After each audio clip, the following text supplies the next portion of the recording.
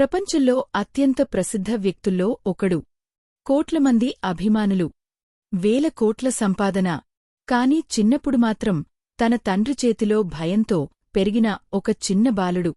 1958 August 29 అమెరికాలోని Indiana రాష్ట్రం Gary అనే చిన్న పారిశ్రామిక నగరం. ఆ రోజు ఒక సాధారణ కుటుంబంలో 8దో సంతానంగా ఒక అబ్బాయి జన్మించాడు. ఆ అబ్బాయి పేరు మైకేల్ జోసెఫ్ జాక్సన్. అప్పుడు ఎవరికీ తెలియదు, ఈ చిన్న బాబు ఒకరోజు ప్రపంచ సంగీత చరిత్రనే మార్చబోతున్నాడని. మైకేల్ కుటుంబం చాలా పెద్దది. మొత్తం 10 మంది పిల్లలు. వారి నాన్న జోసెఫ్ జాక్సన్, అమ్మ క్యాథరీన్ జాక్సన్. వాళ్లు ఉండేది కేవలం 2 బెడ్రూంల చిన్న ఇంట్లో. ఒకే గదిలో చాలామంది పిల్లలు పడుకునేవారు. డబ్బు చాలా తక్కువ. జోసెఫ్ స్టీల్ ఫ్యాక్టరీలో పనిచేసేవాడు. అమ్మ ఇంట్లోనే పిల్లలను చూసుకునేది. కుటుంబం బతకడానికి అందరూ కష్టపడాల్సి వచ్చేది. జోసెఫ్ జాక్సన్కు ఒక కల ఉండేది. నా పిల్లలు పెద్ద సంగీత కళాకారులు కావాలి. ఆ కలకోసం ఆయన చాలా కఠినంగా మారాడు. రోజూ గంటల తరబడి ప్రాక్టీస్. చిన్న తప్పు చేసినా కొట్టేవాడని, బెల్ట్తో శిక్షించేవాడని, తీవ్రంగా తిట్టేవాడని మైకేల్ తర్వాత ఎన్నో ఇంటర్వ్యూల్లో చెప్పాడు. మైకేల్ ఒకసారి చెప్పిన మాట, నా నాన్న కనిపిస్తే నాకు వాంతులు రావాలనిపించేది.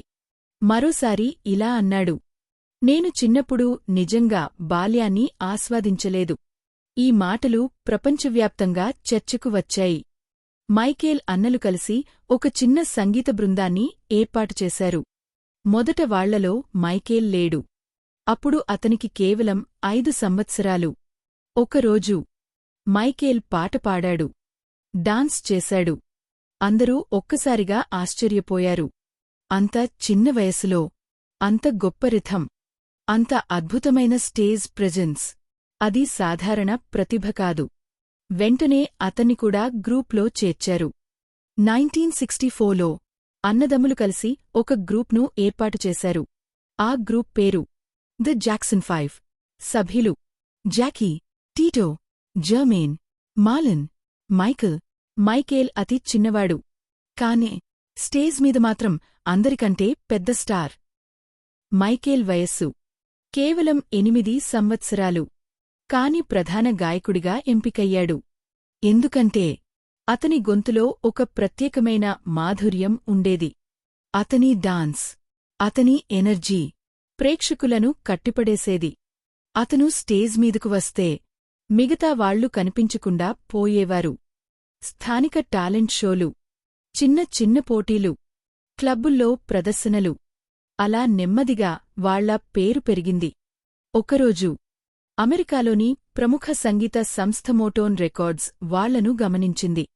ఆ కాలంలో మోటోన్ అంటే సంగీత ప్రపంచంలో ఒక పెద్ద అవకాశం. చాలామంది కలలు కనే సంస్థ. వాళ్లు జాక్సన్ 5తో ఒప్పందం చేసుకున్నారు. అదే మైకేల్ జీవితాన్ని పూర్తిగా మార్చిన మలుపు. వారి మొదటి పెద్ద సింగిల్ విడుదలైంది, ఐ వాంట్ యు బ్యాక్. ఆ పాట విడుదలైన కొద్ది రోజుల్లోనే అమెరికా అంతా ఆ పాటను పాడడం మొదలుపెట్టింది. తర్వాత వరుసగా ABC, the love you save, I'll be there. ఈ 4 పాటలు వరుసగా అమెరికా బిల్బోర్డ్ హాట్ 100 చార్ట్లో నంబర్ 1 స్థానం సాధించాయి. ఆ సమయంలో ఇది చాలా అరుదైన రికార్డు. అప్పుడు అందరూ ఒక విషయం చెప్పారు, ఈ గ్రూప్లో నిజమైన మేజిక్ ఆ చిన్న అబ్బాయే. ఆ చిన్న అబ్బాయి మైకేల్ జాక్సన్. కేవలం 11 ఏళ్ల వయసులోనే అతను ప్రపంచవ్యాప్తంగా గుర్తింపు పొందడం ప్రారంభించాడు. కానే అతని మనసులో మాత్రం ఒక ఖాళీ పెరుగుతోంది. ఇతర పిల్లల్లా ఆడుకోవడం, స్కూల్ జీవితం, స్నేహితులు, ఇవన్నీ అతనికి దాదాపు దొరకలేదు.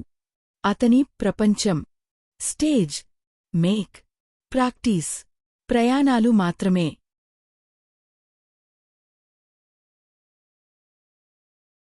కొంతమంది మంచి గాయకులు అవుతారు, కొంతమంది గొప్ప డాన్సర్లు అవుతారు. కాని పాట, డాన్స్, స్టేజ్ ప్రెజెన్స్, మ్యూజిక్ వీడియోలు, ఫ్యాషన్ అన్నింటినీ ఒకేసారి మార్చిన వ్యక్తి ఒక్కరే, మైకేల్ జాక్సన్. 1970s ప్రారంభంలో జాక్సన్ 5 అమెరికాలోనే కాదు, ప్రపంచంలోని అనేక దేశాల్లో ప్రసిద్ధి చెందింది. ఎక్కడికెళ్లినా అభిమానుల అరుపులు, ఆటోగ్రాఫ్ల కోసం క్యూలు, టీవీ షోలు, ప్రపంచ టూర్లు. మైకేల్ అప్పటికే ఒక సెలబ్రిటీ. కానే అతని మనసులో ఒక కోరిక పెరుగుతోంది. నేను నా సొంత సంగీతం చేయాలి. మోటోన్ రికార్డ్స్ అతన్ని ఒక చిన్న పిల్లాడి ఇమేజ్లోనే ఉంచాలని చూసేది. అతను రాసిన పాటలకు, అతని కొత్త ఆలోచనలకు పెద్దగా అవకాశం ఇవ్వలేదు. 1975లో జాక్సన్ కుటుంబంను వదిలి ఎపిక్తో ఒప్పందం చేసుకుంది. ఇది చాలా పెద్ద నిర్ణయం. ఎందుకంటే ఇప్పుడు మైకేల్కు తన సంగీతంపై ఎక్కువ స్వేచ్ఛ లభించింది. ఈ సమయంలోనే అతని గొంతు కూడా మారింది. చిన్న పిల్లవాడి వాయిస్ నుంచి ఒక ప్రత్యేకమైన, శక్తివంతమైన గాత్రంగా మారింది. 1978లో ద విస్ అనే మ్యూజికల్ సినిమాలో మైకేల్ నటించాడు. ఈ సినిమా పెద్ద హిట్ కాకపోయినా ఇక్కడే అతని జీవితాన్ని మార్చిన ఒక వ్యక్తిని కలిశాడు. ఆయన క్విన్సీ జోన్స్, ప్రపంచంలోని అత్యుత్తమ సంగీత నిర్మాతల్లో ఒకరు. క్విన్సీ మైకేల్లో ఒక అసాధారణ ప్రతిభను చూశాడు. అతను అన్నాడు, నువ్వు ప్రపంచంలోనే గొప్ప పాప్ స్టార్ అవుతావు. అది కేవలం పొగడ్త కాదు, కొన్ని సంవత్సరాల్లో నిజమైంది. 1979 మైకేల్ వయసు 21 సంవత్సరాలు. క్విన్సీతో కలిసి ఆఫ్ ద వాల్ అనే సోలో ఆల్బం విడుదల చేశాడు. ఈ ఆల్బంలోని పాటలు don't stop till you get enough, rock with you, of the wall, she's out of my life. ఈ పాటలు ప్రపంచవ్యాప్తంగా సంచలనం సృష్టించాయి. ఆల్బం సుమారు 20 మిలియన్లకు పైగా కాపీలు అమ్ముడయింది. ఆ కాలంలో ఇది అద్భుతమైన విజయం. అందరూ చెప్పారు, ఇది నీ కెరీర్లోనే అతిపెద్ద విజయం. కాని మైకేల్ మాత్రం ఇలా అన్నాడు, ఇది సరిపోదు. అందరూ ఆశ్చర్యపోయారు. 20 మిలియన్ ఆల్బమ్స్ అమ్ముడయ్యాయి. ఇంకా ఏమి కావాలి? అతని సమాధానం ఒక్కటే, నేను ప్రపంచంలోనే అత్యుత్తమ ఎంటర్టైనర్ కావాలి. 1982 మైకేల్, క్విన్సీ జోన్స్ మళ్లీ స్టూడియోలోకి వెళ్లారు. ఈసారి వారి లక్ష్యం చరిత్ర సృష్టించడం.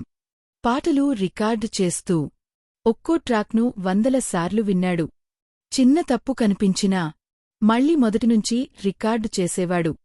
ఒక పాట కోసం కొన్ని రోజులు, కొన్నిసార్లు కొన్ని వారాలు కూడా పనిచేసేవాడు. అతను ఒక పెర్ఫెక్షనిస్ట్. 1982 చివర్లో థ్రిల్లర్ ఆల్బం విడుదలైంది. మొదట్లో సాధారణంగానే అమ్ముడైంది. రికార్డ్ కంపెనీ కూడా సరే, బాగానే ఉంది అనుకుంది. కానే కొన్ని వారాల తర్వాత ఒక్కసారిగా ప్రపంచం మొత్తం థ్రిల్లర్ గురించే మాట్లాడడం ప్రారంభించింది. ఆల్బంలోని పాటలు Billie Jean, beat it, thriller, human nature, wanna be starting, something, PYT, దాదాపు ప్రతి పాట హిట్ అయింది. రేడియో, టీవీ, క్లబ్బులు, ఇళ్లలో ఎక్కడ చూసినా మైకేల్ పాటలే. 1980స్లో ఎంటీవీ అనే మ్యూజిక్ ఛానల్ కొత్తగా ప్రారంభమైంది. కానే అక్కడ ఎక్కువగా తెల్లజాతి కళాకారుల పాటలకే ప్రాధాన్యం ఉండేది. మైకేల్ వీడియోలను ప్రసారం చేయడానికి మొదట ఆసక్తి చూపలేదు. కానే బిలీ జీన్ పాటకు వచ్చిన ప్రజాదరణను చూసి వాళ్లు ప్రసారం చేయాల్సి వచ్చింది. ఆ రోజునుంచి ఎంటీవీ చరిత్రే మారిపోయింది. మ్యూజిక్ వీడియోలు కూడా ఒక కళారూపంగా మారాయి. 1983 ఒక టీవీ కార్యక్రమం, మోటోన్ 25 యానివర్సరీ. మైకేల్, బిలీ జీన్ పాట పాడుతున్నాడు. అతను ఒక విచిత్రమైన స్టెప్ వేశాడు. చూసేవారికి అతను ముందుకు కాకుండా వెనక్కి జారుతున్నట్లు కనిపించింది. అదే మూన్ వాక్. ప్రపంచం ఒక్కసారిగా షాక్ అయింది. మరుసటి రోజు ప్రతి వార్తాపత్రికలో అదే వార్త, ఈ వ్యక్తి ఎలా నడిచాడు? అది పూర్తిగా అతని ఆవిష్కరణ కాదు. ఇలాంటి స్టెప్పులు ముందే కొంతమంది డాన్సర్లు చేశారు. కాని దాన్ని ప్రపంచవ్యాప్తంగా ప్రసిద్ధి చెందేలా చేసిన వ్యక్తి మాత్రం మైకేల్ జాక్సన్. ఆ ఒక్క ప్రదర్శనతో అతను ఒక లెజెండ్ అయ్యాడు. థ్రిల్లర్, చరిత్రలోనే అత్యధికంగా అమ్ముడైన సంగీత ఆల్బంగా నిలిచింది. ప్రపంచవ్యాప్తంగా 70 మిలియన్లకు పైగా కాపీలు అమ్ముడయ్యాయని విస్తృతంగా అంచనా వేస్తారు. ఖచ్చితమైన సంఖ్య వేర్వేరు వనరుల్లో మారుతుంది. ఇప్పటికీ ఆ రికార్డును ఎవరూ అధిగమించలేదు. ఈ సమయానికి ప్రపంచం మీడియా, అభిమానులు, సంగీత పరిశ్రమ అందరూ ఒకే పేరు పెట్టారు: ద కింగ్ ఆఫ్ పాప్. ఇది అతను పెట్టుకున్న బిరుదు కాదు, ప్రపంచం ఇచ్చిన బిరుదు. ఇప్పటినుంచి మైకేల్ జాక్సన్ కేవలం ఒక గాయకుడు కాదు, అతను ఒక ప్రపంచ సంస్కృతి, ఒక ఫ్యాషన్ ఐకాన్, ఒక డాన్స్ విప్లవం, ఒక సంగీత చరిత్ర.